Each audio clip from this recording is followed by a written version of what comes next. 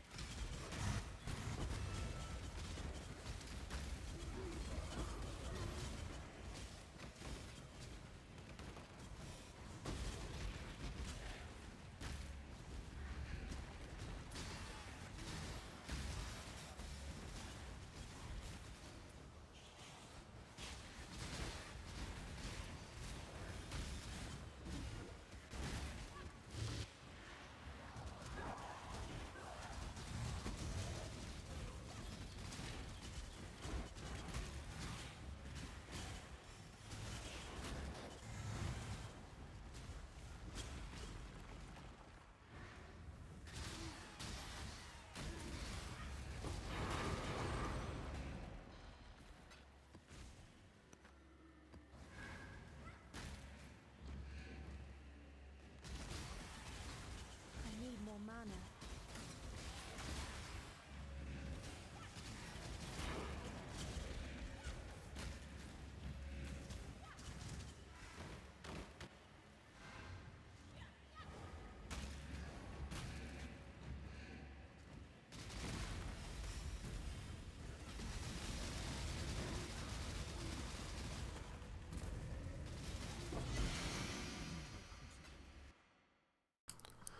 Alright, so here we are in the hideout. You can see I've got one portal to the Shapers open there. That's the last portal left after an Uber Elder, which you'll see at the end of this video. Did manage to complete it, but lost like an 8 Divines worth Animate Guardian in the process. So what I will say is the build has pretty good damage, enough to do Uber bosses. Pretty mediocre defenses. As you can see, I used 5 portals doing the Uber Elder. But you can get Uber bosses done if you want, but overall it's a pretty squishy build. The clear feels pretty bad, and kind of sucks that I lost my expensive Animated Guardian here. But I'll show you what we're doing. Basically, we are building around this Crucible mod for Summon Raging Spirits. That makes it so you can only have 3 Raging Spirits, but they have a Diamond Shrine and a Massive Shrine. The Massive Shrine gives them some extra AoE and life, and the Diamond Shrine, of course, gives guaranteed crits, just like it does for you. So similar to my previous 2 builds, we're basically taking advantage of Crucible stuff to get easily capped or guaranteed crit, and then just stacking as much crit multi as possible. When I had my Animate Guardian up with the Kingmaker on him, which gives 50 crit multi, I had something like 735 crit multi for my Raging Spirits. The other thing we're using here is Mark of the Red Covenant. Since our Raging Spirits max is guaranteed to be 3, we don't care about that reduced maximum number of Raging Spirits, and we can get almost 250% damage for free. We're using some +2 socketed AoE and Aura Gems corruptions here, so I can use Anger and Wrath at high levels with Generosity and Enlighten. The other mod that we're using to get a lot of crit multi on both of our wands is this minions have +100 crit multi and -1.5 crit chance. We don't care about the crit chance at all because we have guaranteed crits from the Diamond Shrines. So that's 200 crit multi for free. I've got crit multi explicit rolls on these as well, along with just minion damage and minion speed.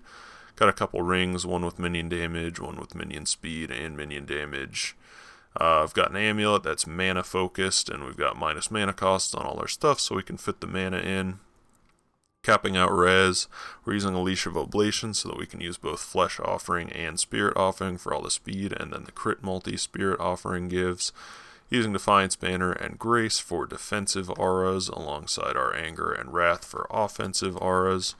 Down here we've got a Clarity as well, and we're using a Clarity Watcher's Eye for minus mana cost. For curses, we're using Assassin's Mark and Punishment.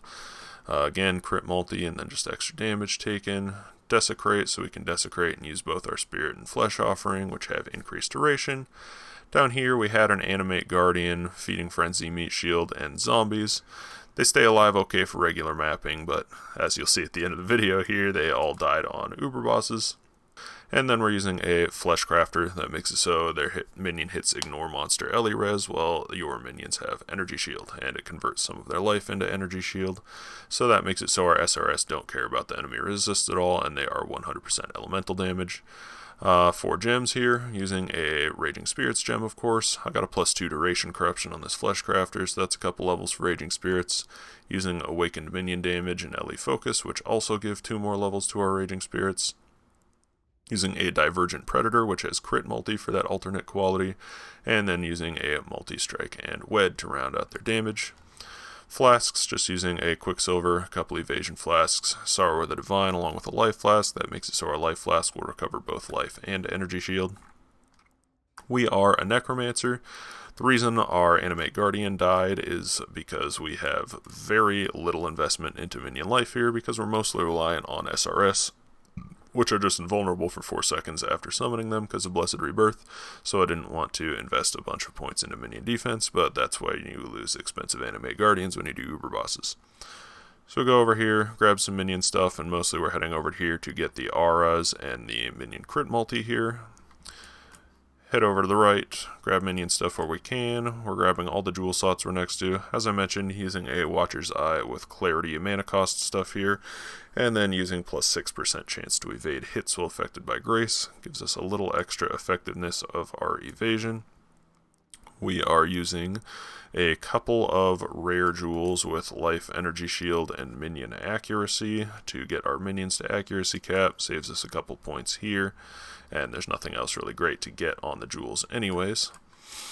More aura stuff down here. We're grabbing all the good aura things that we're next to, so we're also grabbing this, get as much effectiveness as possible. We've anointed Whispers of Doom for our second curse, using a pretty typical 12 passive minion jewel here with increased effect and minion attack and cast speed, and then I've also got evasion and strength on that.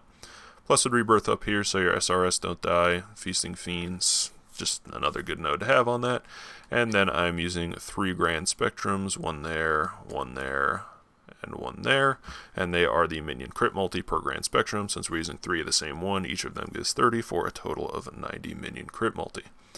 Of course, we've got the mana reservation here. We're grabbing some evasion, energy, shield, mastery stuff as well. Minion all max res, increased offering effects. Basic stuff. Necromancer tree is what you would expect. Commander of Darkness, Mistress of Sacrifice, Mindless Aggression.